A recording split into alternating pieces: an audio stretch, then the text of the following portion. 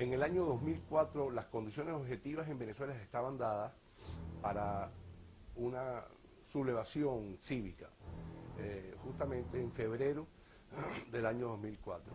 Pero el clip que ustedes van a ver ahora fue grabado en el programa, en el prestigioso programa Grado 33.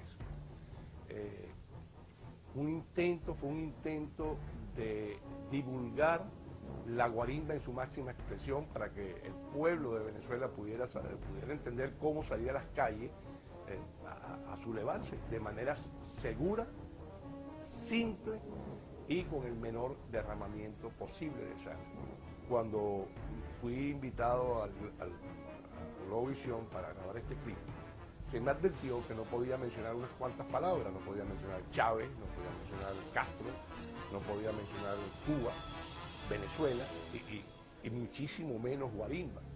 Así que se me ocurrió hacer este clip sobre la guarimba de Berlín, claro, sin mencionar la palabra mágica o la palabra demoníaca, guarimba. Así que se hizo este clip, fue transmitido justamente el 24 de febrero del año 2004 y 3 días después reventó la guarimba.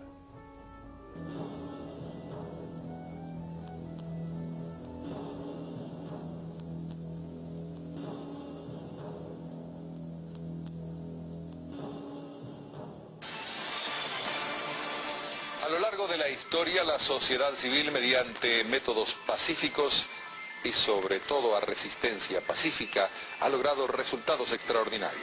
Hoy en Grado 33, un testigo de excepción nos cuenta cómo fue la caída del muro de Berlín a guisa de parámetro para que se pueda observar qué es lo que puede ocurrir cuando los ciudadanos se trazan un objetivo y se mueven para lograrlo. Ese muro estuvo en Berlín durante 28 años. Fue construido por los soviéticos en el año de 1961, en agosto de 1961.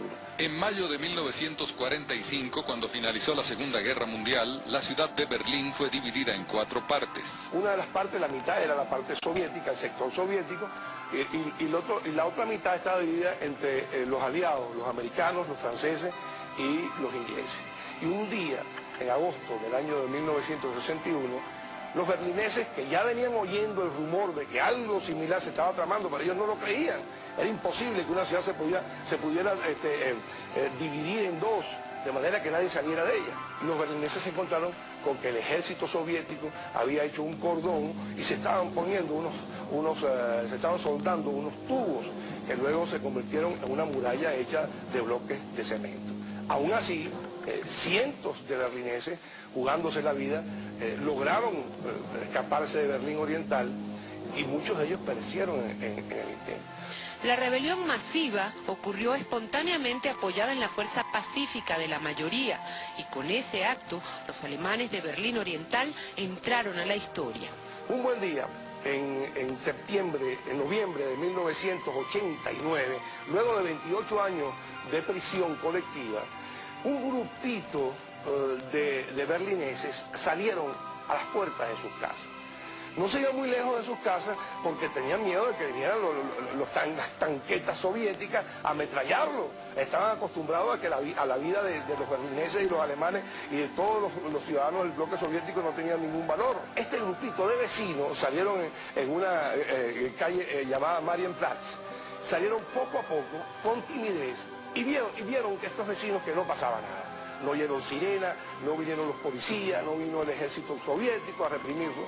Y poco a poco los vecinos al lado fueron sumándose y preguntando qué está pasando, qué estamos haciendo, no, queremos ver porque hay una bola que es posible que se abra el muro, etcétera, etcétera. Y fueron poco a poco saliendo a las calles y cuando vinieron a ver eran millones de berlineses, Berlín Oriental entero estaba en las calles. Una vez que estaban en las calles decían, bueno, ¿y ahora qué hacemos? Se sintieron poderosos porque era una masa del estamento civil muy poderosa. Entonces sintieron que había que hacer algo más.